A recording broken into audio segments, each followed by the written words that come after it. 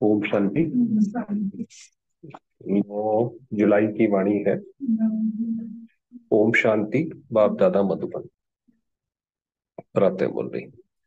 मीठे बच्चे, सच्चे बाप के साथ अंदर बाहर सच्चा बनो। आपको पता है गॉड इज ट्रुथ कहा जाता है, भगवान सत्य है।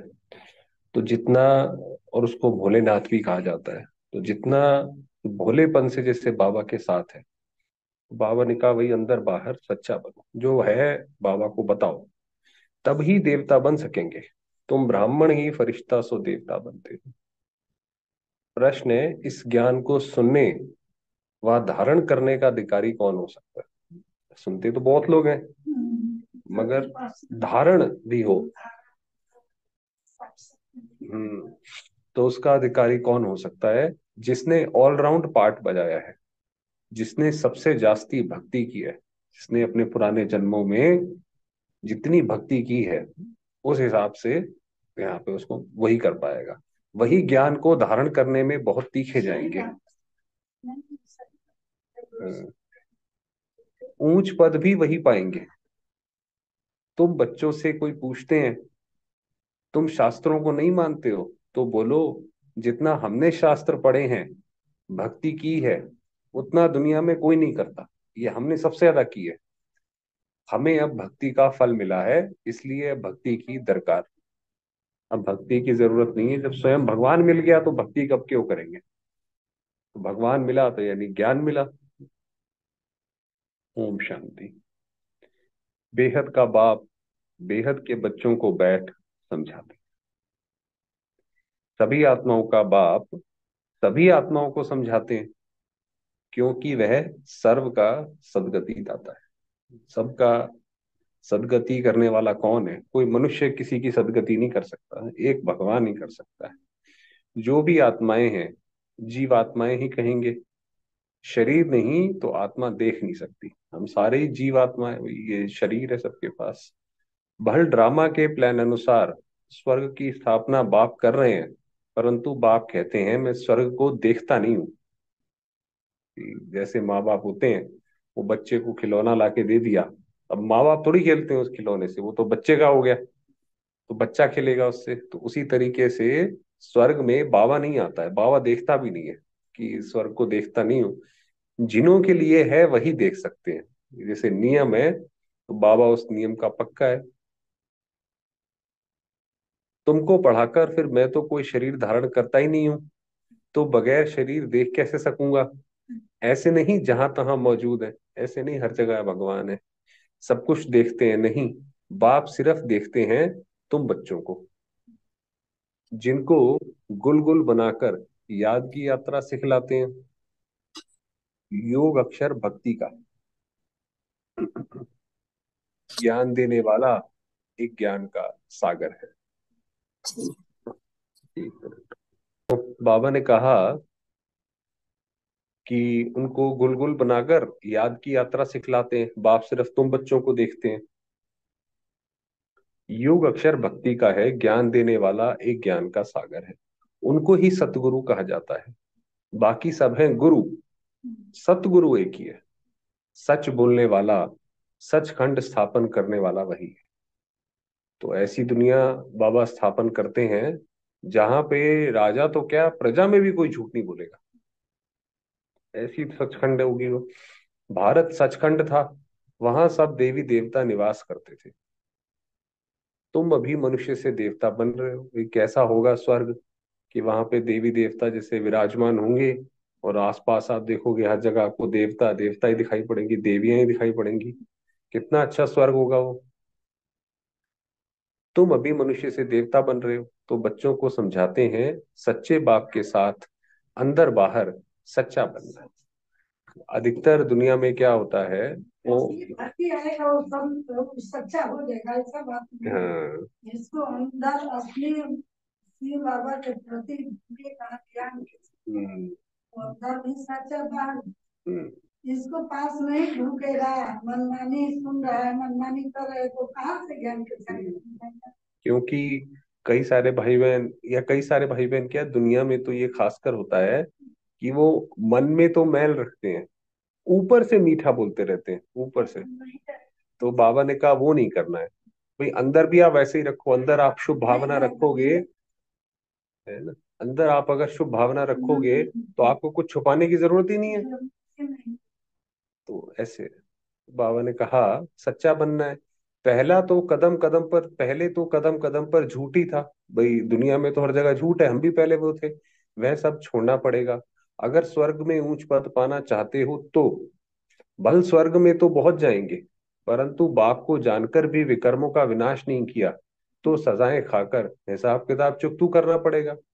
फिर पद भी बहुत कम मिलेगा। एक भगवान आए, भगवान ने तरीका बताया कि सजाओं से कैसे बचो, और हमने याद नहीं किया और सजाएं तब भी खाई, तो फिर तो जाना ना जाना एक बराबर हो गया, फिर क्या बात हुई।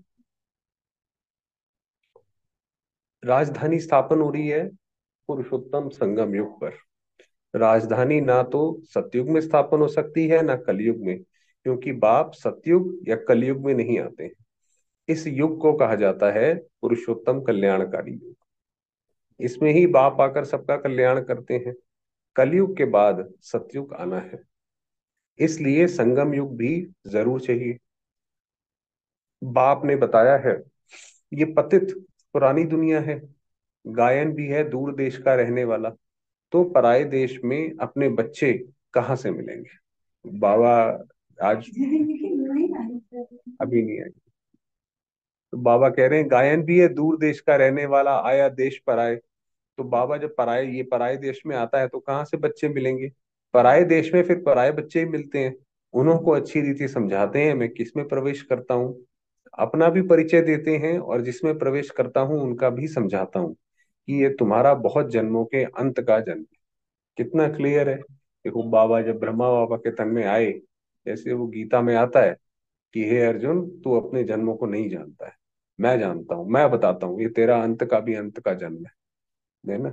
ये तो ब्रह्मा बाबा के लिए लगती है। कोई श्री कृष्ण के बाद तो उनके बाद भी जन्म होते रहे उनके हिसाब से तो बाबा ने कहा ये अभी की बात है, अभी तुम यहाँ पुरुषार्थी हो, संपूर्ण पवित्र नहीं हो। संपूर्ण पवित्र को फरिश्ता कहा जाता है, जो पवित्र नहीं उनको पतित ही कहेंगे। फरिश्ता बनने के बाद फिर देवता बनते हो। सूक्ष्म वतन में तुम संपूर्ण फरिश्ता देखते हो, उन्हों को फरिश्ता कहा जाता है। तो बाप समझाते हैं बच्चे, एक अल्फ को ही याद करना है। अल्फ माना बाबा, उनको अल्लाह भी कहते हैं। बच्चे समझ गए हैं बाप से स्वर्ग का वर्षा मिलता है, स्वर्ग कैसे रचते हैं। अब हमें समझ आया कि भाई पहली बात तो दुनिया में कोई यही नहीं जानता कि स्वर्ग था। फिर अगर किसी किसी धर्म में है भी स्वर्ग, तो वो स्वर्ग की परिभाषा नहीं बता पाते कि स्वर्ग माना क्या। वो तो कहते हैं भी स्वर्ग में भी ऐसे थे, लड़ाइयां थी, ये थी। ऐसा नहीं, हम अब जानते हैं स्वर्ग कैसे रचते हैं, याद की यात्रा और ज्ञान से। भक्ति में ज्ञान होता नहीं, ज्ञान सिर्फ एक ही बाप देते हैं, ब्राह्मणों को। ब्राह्मण चोटी है ना। अभी तुम ब्राह्मण हो, फिर बाजोली खेलेंगे। बाजोली माना कि कई लोग जो तीर्थों पर जाते हैं तो वो कलाबाजी करके जाते हैं, तो उसमें सर को पैर से मिला देते हैं, तो ऐसे गुलाटी कर करके जाते हैं, तो वो बाजोली है। तो बाबा ने कहा तुम भी जो है बाजोली, मतलब पहले तुम अब देवता बन जाओगे, चेहरा देवता का हो जाएगा, फिर तुम शूद्र बनोगे, तो ऐसे करके चक्र चलता रहेगा। तो बाबा कहते हैं हाँ, ब्राह्मण चोटी है ना, वो जो पूरा विराट रूप का चित्र दिखाते हैं उसमें ना, एक ही उसमें पूरे दिखाया कि ब्राह्मणों की चोटी है, फिर मनुष्य देवताओं का है, और शरीर फिर क्षत्रिय, फिर वैश्य, फिर नीचे शूद्र, तो ऐसे करके पांव शूद्र के हैं। तो बाजुली खेलेंगे, ब्राह्मण देवता क्षत्रिय, वही बता रहे हैं। इसको कहा जाता है विराट रूप। विराट रूप कोई ब्रह्मा विष्णु शंकर का नहीं कहेंगे, उसमें चोटी ब्राह्मण तो है नहीं। बाप ब्रह्मा तन में आते हैं, ये तो कोई जानता नहीं। ब्राह्मण कुल ही सर्वोत्तम कुल है, जबकि बाप आकर पढ़ाते हैं। बाप शूद्रों को तो नहीं पढ़ाएंगे ना, ब्राह्मणों को ही पढ़ाते हैं। पढ़ाने में भी टाइम लगता है, राजधानी स्थापन होनी है। तुम ऊंच से ऊंच पुरुषोत्तम बनो। नई दुनिया कौन रचेगा, बाप ही रचेगा। ये भूलो मत, ये जो नई दुनिया की जिम्मेवारी है ये बाबा ने करनी है। माया तुमको भुलाती है। उनको तो धंधा ही है, माया का तो काम है। हाँ हाँ हाँ हाँ हाँ हाँ हाँ, छोटा वाला है तो हाँ। हाँ, हाँ, वो भी बाबा का बच्चा है, वो मेरा भाई नहीं है, लौकिक भाई नहीं है वो। हाँ, नहीं, ज्ञान में चलता है। हाँ हाँ, नहीं नहीं नहीं, सगा नहीं। तो बाबा ने कहा कि पढ़ाने में टाइम लगता है, राजधानी स्थापन होनी है, तुम ऊंचते ऊंच पुरुषोत्तम बनो। नई दुनिया कौन रचेगा, बाप ही रचेगा, ये भूलो मत। माया तुमको भुलाती है, उनका तो धंधा ही ये है। ज्ञान में इतना इंटरफेयर नहीं करती है माया, याद में ही करती है। बाबा को याद करने बैठो, बुद्धि इधर उधर भागेगी। आत्मा में बहुत किचड़ा भरा हुआ है, वह बाप की जगह याद बगैर साफ हो ना सके। योग अक्षर से बच्चे बहुत मूंझते हैं, कहते हैं बाबा हमारा योग नहीं लगता है। वास्तव में योग अक्षर उन हठ योगियों का है। सन्यासी कहते हैं ब्रह्म से योग लगाना है, सन्यासी जो कहते हैं। अब ब्रह्म तत्व तो ये मुरली में जितना ज्ञान बाबा बोले हैं, हाँ कपट छोड़ो, झूठ छोड़ो, फिर सीखो, बात वो बोलते हैं तो साइलेंट हो जाओ, उसको जवाब नहीं दो। हाँ, उतना ज्ञान इसमें तो आएगा तो कुछ तक नहीं होगा। नहीं नहीं, बिल्कुल वो तो होगा ही। तो बाबा कह रहे हैं कि ये जो, जैसे कई बच्चे शिकायत करते हैं कि मेरा योग नहीं लगता है, तो बाबा ने हाँ हाँ हाँ, तो अब जो सन्यासी हैं वो ब्रह्म से ही, ब्रह्म तत्व से योग लगाते हैं, जो परम धाम में तत्व है उससे योग लगाते हैं। तो अब ब्रह्म तत्व तो बहुत लंबा चौड़ा है। जैसे आकाश में स्टार्स देखने में आते हैं, वैसे वहां भी छोटे छोटे स्टार मिसल आत्माएं।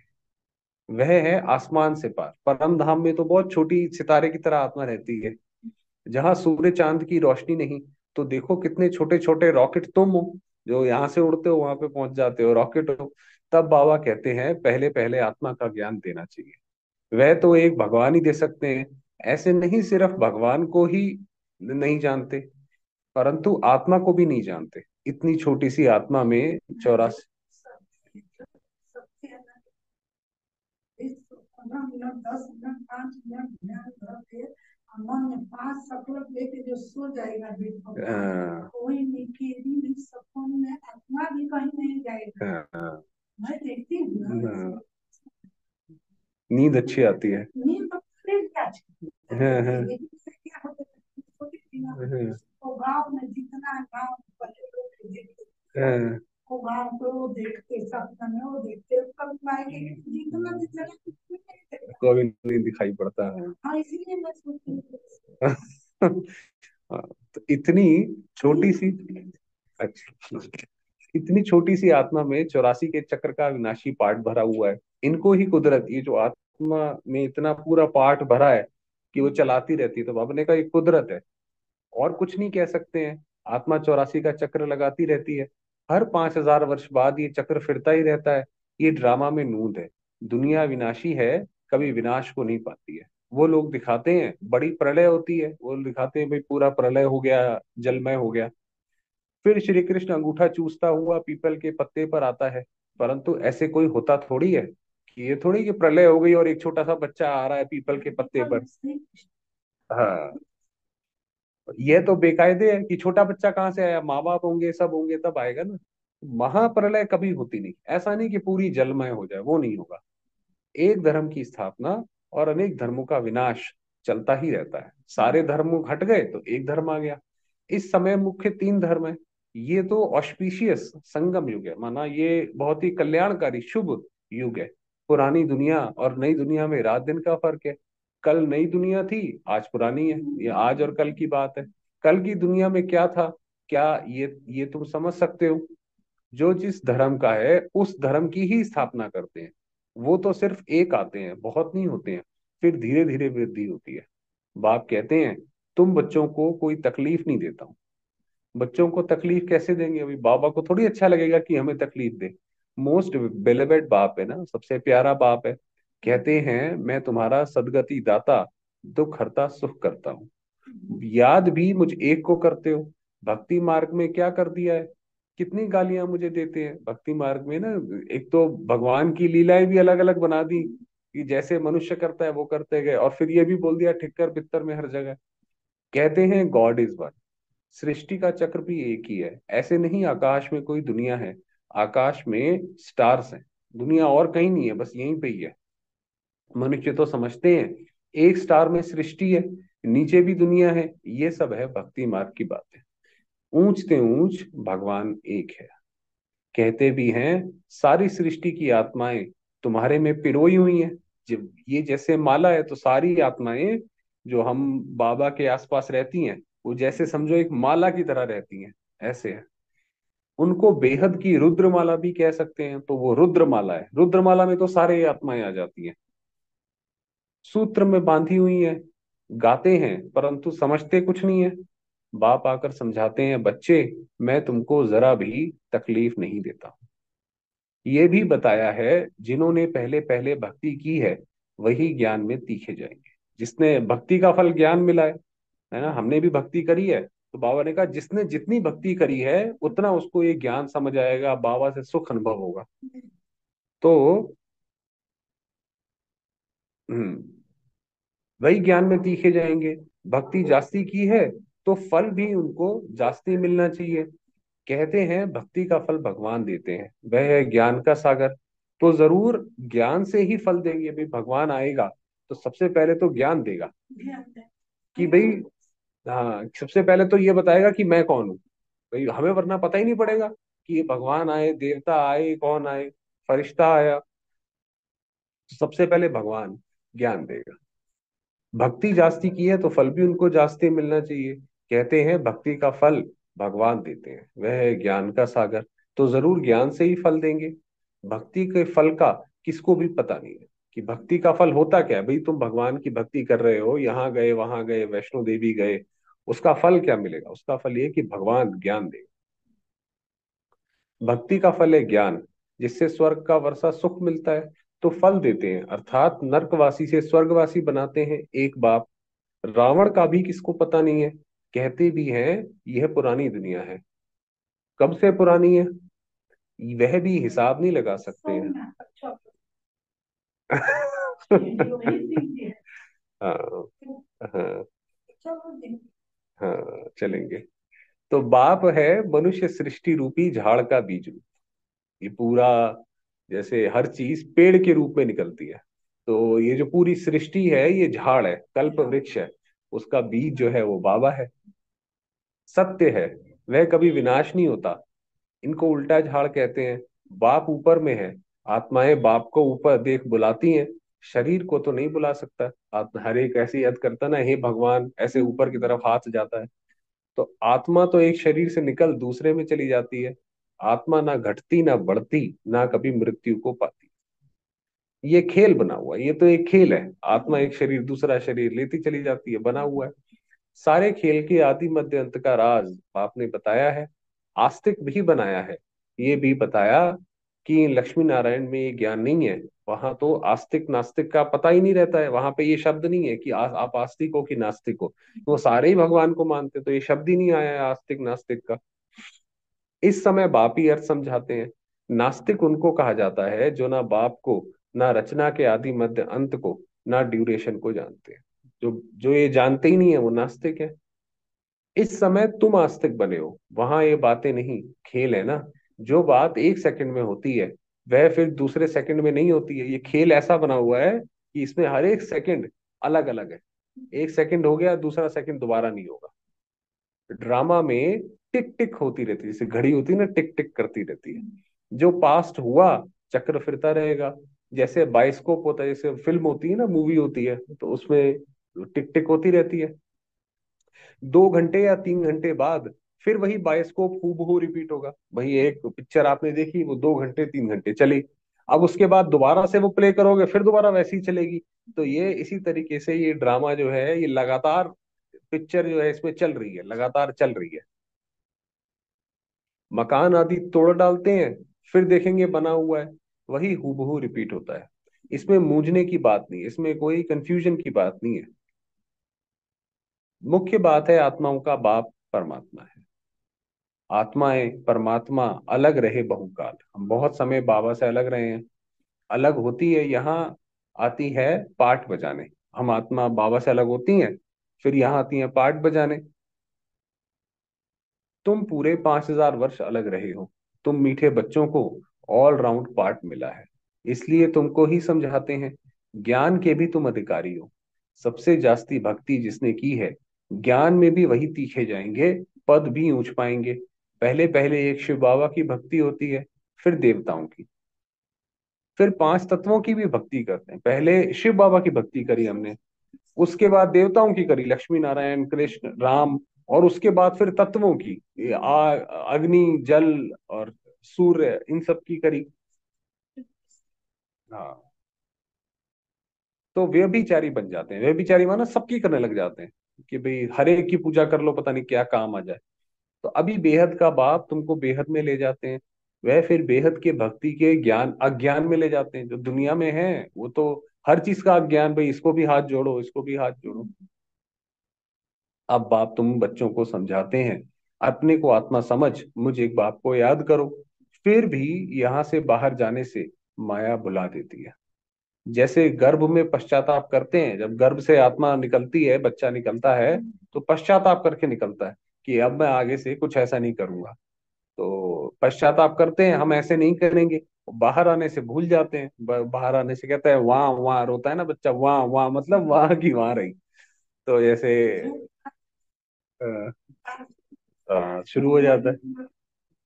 हाँ, तो यहाँ भी ऐसे है, बाहर जाने से ही भूल जाते हैं। ये भूल और अभूल का खेल है। ये खेल है भूलना और दोबारा से अभूल बनना। अभी तुम बाप के अडॉप्टेड बच्चे बने। शिव बाबा है ना, वह है सब आत्माओं का बेहद का बाप। बाप कितना दूर से आते हैं, उनका घर है परम धाम। परम धाम से आएंगे तो जरूर बच्चों के लिए सौगात ले आएंगे। हथेली पर बहिष्ठ सौगात में लाते हैं। तो बाबा जैसे कोई घर आता है तो सौगात लेकर आता है कि भाई देखो आपके लिए। तो ऐसे ही बाबा जब आते हैं तो हमारे लिए सौगात लेकर आते हैं। बाप कहते हैं सेकंड में स्वर्ग की बादशाही लो, सिर्फ बाप को जानो। सभी आत्माओं का बाप तो है ना। कहते हैं मैं तुम्हारा बाप हूं, मैं कैसे आता हूं वह भी तुमको समझाता हूँ।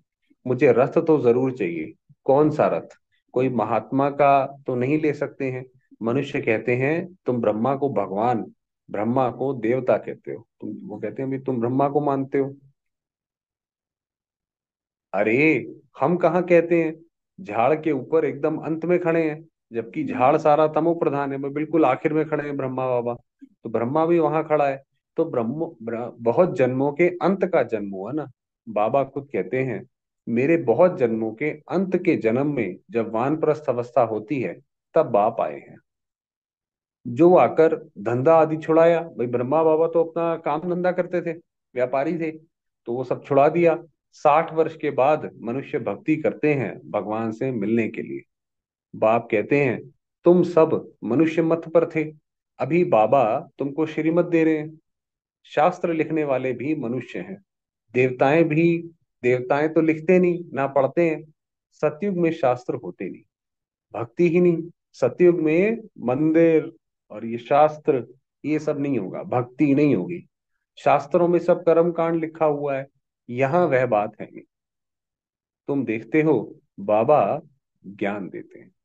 भक्ति मार्ग में तो हमने शास्त्र बहुत पढ़े हैं।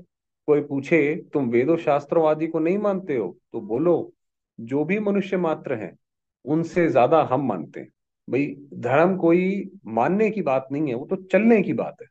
भाई कोई बोलता है कि आप हिंदू धर्म को मानते हो, भाई हिंदू धर्म को मानते हो तो जो उसकी आस्था है, जो उसकी शास्त्रों में लिखा है उस पे चलो ना। तब तो माना जाएगा कि भाई आप धर्म को मानते हो। आप करते रहो चोरी और बोलते रहो मैं धार्मिक आदमी हूँ, हाँ तो ऐसे तो नहीं होगा। तो इसीलिए कोई बोलता है वेदों शास्त्रों, भाई वेदों शास्त्रों में आप पढ़ो, आप उसको मानो, तो बात है ना। तो बाबा ने कहा कि क्या कहते हैं, बोलो हम ज्यादा मानते हैं। शुरू से लेकर अव्यभिचारी भक्ति हमने शुरू की है, अभी हमको ज्ञान मिला है। ज्ञान से सदगति होती है, फिर हम भक्ति को क्या करेंगे।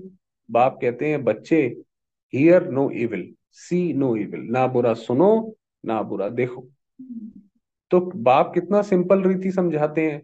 मीठे मीठे बच्चे, अपने को आत्मा निश्चय करो। कैसे बाबा प्यार से बोलते हैं कि भाई अब मीठे मीठे बच्चे अपने को आत्मा निश्चय करो।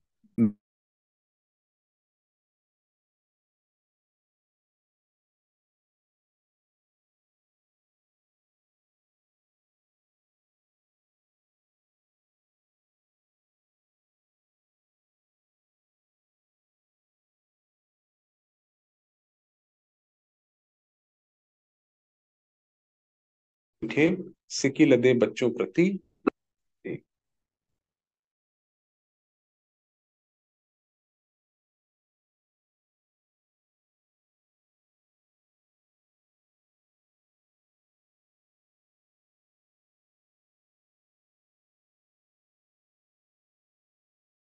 तो अच्छा, मीठे मीठे सिकी लदे बच्चों प्रति माता पिता बाप दादा का याद प्यार और गुड मॉर्निंग। रूहानी बाप की रूहानी बच्चों को नमस्ते। हम रूहानी बच्चों की रूहानी बाबा को याद प्यार, गुड मॉर्निंग और नमस्ते। धारणा के लिए मुख्य सार है, रचयिता और रचना के राज को यथार्थ समझ आस्तिक बनना है। ड्रामा के ज्ञान में मूंझना नहीं है। अपनी बुद्धि को हद से निकाल बेहद में ले जा।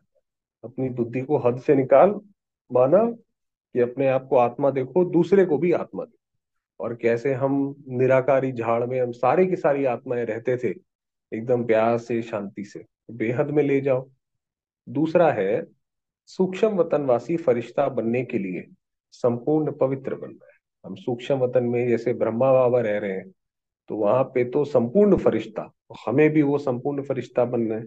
आत्मा में जो किचड़ा भरा है उसे याद के बल से निकाल साफ कर।